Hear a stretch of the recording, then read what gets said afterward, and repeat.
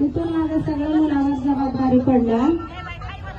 माझा करता मुलगा सोमनाथ सूर्यवंशी होता, त्याच्यावर सगळं कुटुंबाचा भार होता, म्हणून आम्ही पुण्याला राहत होतो. तिथून लागला नंबर, परभणीला LLBचा नंबर लागला. आता 3रं वर्ष आहे LLBला नंबर लागून. 2 वर्ष संपले, 3रं वर्ष आता पेपर जवळ आलते. मला म्हणला मम्मी आता जवळ पेपर आल्यात, मी जातो. जा बाळा म्हणलं.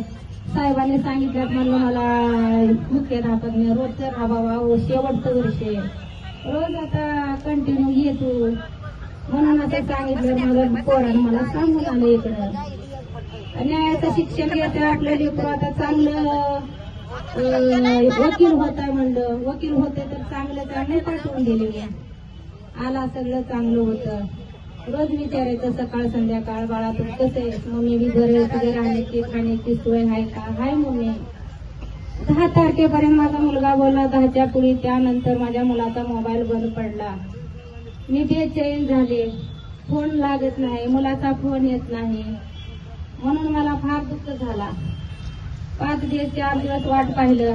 15 तारखेला सकाळी 9च्या सुमारात फोन आला. मला म्हणले तुम्ही विजयाबाई सूर्यवंशी का? हो सर. तुम्ही कुठून बोलताय सर? ते म्हणले मोंढा पोलीस स्टेशनवरून बोलतो. बोला साहेब. काय नाही, तुमच्या मुलाला अटॅक आलाय, तुमचा मुलगा मरण पावला. सर तुमच्या पाया पडते, असं नका बोलू. माझ्या मुलाला काय होत नाही, तुमच्या पाया पडते. मला 2 गोष्टी बोलू द्या सर माझ्या मुलाशी. त्याने फोन घेऊन दिला. ते बोलले या तुमचे ते बॉडी घेऊन जाऊ. आता माझी मुलं गेले बाहेर, मुलांना बोलवून घेतले. बाळा म्हणला